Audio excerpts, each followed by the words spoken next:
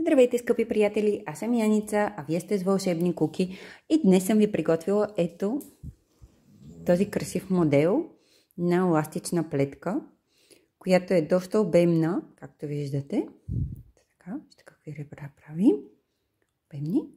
И на всичкото отгоре се вижда различно от двете страни. Много е релефна, мекичка и топла в същото време. Преди да започнем, първо ще ви дам един съвет. По принцип, еластичните плетки би трябвало да се изплетат с куки, които са с половин или дори един номер по-малки от основната плетка. Примерно, ако плетете права плетка с номер 3, значи еластичната плетка би трябвало да е с поне половин номер по-малки куки.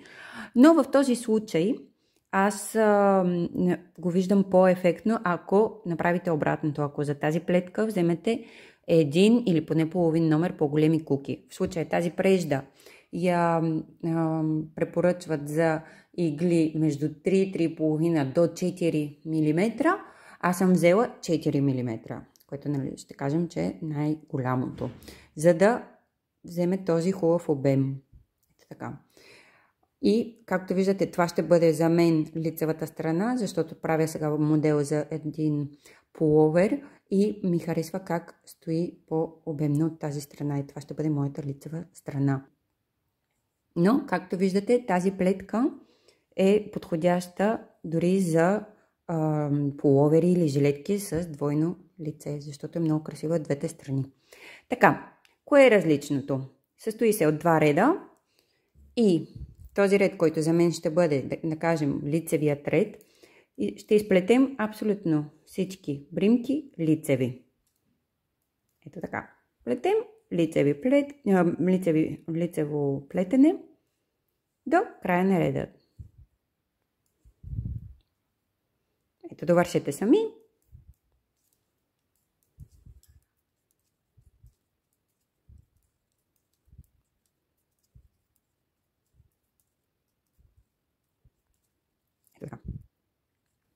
И вплетохме този ред, да кажем от правилната страна, с само лицеви бримки.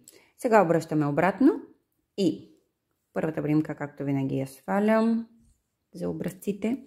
Значи, ето вижте, на тази колонка ни идват лицевите бримки. Но няма да изплетем бримката нормално лицево, ами ще вземем бримката от долният ред. Ето вижте тук.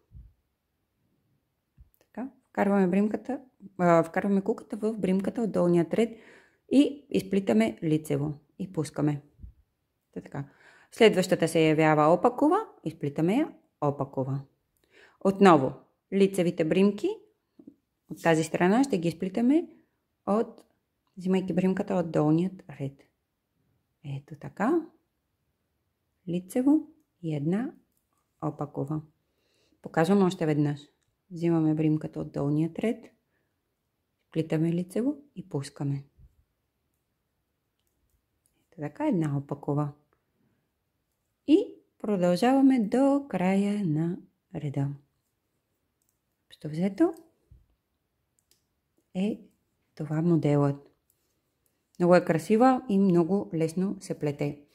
Надявам се да ви е харесало. Ако е така, дайте един лайк, за да ме подкрепите и за да получавате нови видеа и нови уроци.